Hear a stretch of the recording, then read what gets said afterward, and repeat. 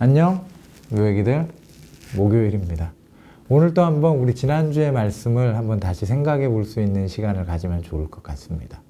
우리 지난주도 우리 독서 모임으로 진행을 했습니다. 책을 읽으시면서 여러분이 나누었던, 여러분이 묵상했던 그 내용들을 오늘 여러분의 삶 가운데, 또 여러분의 마음 가운데 한번 적용해 볼 수 있으면 좋을 것 같습니다.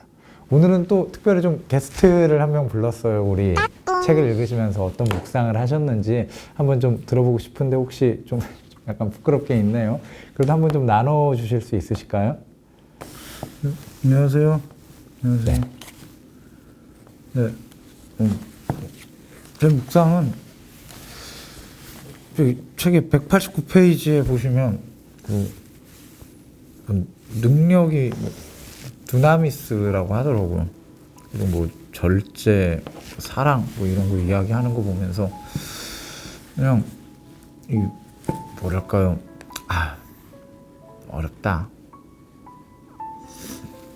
저는 복음이 우리에게 두 가지를 준다라고 생각을 합니다. 하나는 하나님의 인도하심의 확신으로 말미암아 우리 마음 가운데 넉넉함을 준다라고 생각을 하고, 또 하나님이 우리의 삶을 부르시고 인도하시다 보니까 그 부르시는 하나님의 소명으로 말미암아 우리가 해야 할 일, 이 역동성을 가진다라고 생각을 합니다.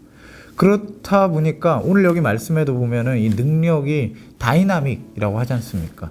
그래서 저는 이 복음이 우리 가운데 역동성을 준다라고 생각을 해요. 때로 넉넉함만 생각을 한다면은 제 삶이 그럴 때가 있는 것 같아요. 뭔가 게을러질 때가 있는 것 같은데, 안주하지 않고 넉넉함으로 말미암아 이 꿈꾸지 않는 이러한 상황을 경계하는 것이 중요하지 않나라고 저는 묵상을 했습니다. 무슨 일이 있어도 아무렇지도 않다라는 것이 이게 낙심한 게 아닌 게 아니라, 어쩌면 내가 꿈꾸지 않고 있다라는 것은, 내가 게으르다라는 것은, 내가 할 일이 없다라는 것, 그것이 오히려 낙심한 것이 아닌가라는 생각을 했습니다.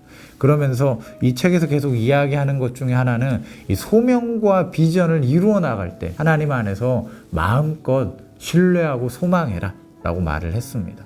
다만 이것이 기대와 소명과 이 역동성으로 달려갔던 것이 어느 순간 이 소명이 두려움으로 바뀌고 어느 순간 낙심으로 바뀌는, 분명히 얼마 전에는 진짜 너무 행복한 마음으로 기대로 달려갔는데 어느 순간 안 될 것 같고 두려운 마음으로 내가 이것을 걸어가고 있다면은 이 지점이, 이 소명이 두려움으로 바뀌는 이 임계점이 있다라고 얘기를 하면서 이 시기를 잘 분별해라고 이 당부한 내용이 개인적으로 좀 가장 기억에 남지 않나 싶습니다. 네. 귀한 나눔 진짜 감사합니다. 사실 많은 청년들이 소명을 이루어 나가는 데 있어서 이 힘이 붙이는 것을 만나지 않나 싶습니다.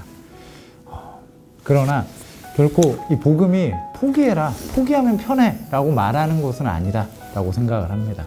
겸손하고 절제해라, 우리가 높은 곳에 마음을 두지 말라 라고 말은 하지만은 이것이 결코 우리의 어떤 안주함을 말하지는 않는 것 같습니다. 너의 자존심을 위해, 너의 명예를 위해 살지 말고 하나님이 주시는 소명과 비전을 위해 살아라. 그리고 너가 하나님의 시간 안에 있음을 신뢰해라 라고 말합니다. 지독히도 외롭고 곤란하고 힘든 시간을 살아가지만 분명 그 시간 가운데 하나님께서 함께 하실 겁니다. 여러분의 삶을 운행하시고 인도하시고 오늘도 우리의 삶의 자리에 함께 하시는 그 하나님을 신뢰하며 낙심하지 않고 우리가 할 수 있는 선한 일을 행하는 오늘 하루가 되기를 간절히 소망합니다. 청년들, 낙심하지 말고 우리 힘냅시다. 이 소명을 받은 사람들은 낙심할 겨를이 없습니다. 하나님께서는 오늘 또 여러분의 삶을, 여러분을 원하시고 기대하십니다. 우리 그 주님의 인도하심을 힘입어서 오늘 또 우리 역동성 있게 살아가는 우리 모든 청년들이 되기를 간절히 소망합니다. 또 우리 그 마음으로 함께 모여 이번 주일에도 역동적인 예배 드리는 우리 모든 청년들 되기를 간절히 소망합니다. 기도하겠습니다. 또 주일에 봬요. 안녕. 고생하셨습니다. 인사 한번 해줄래요?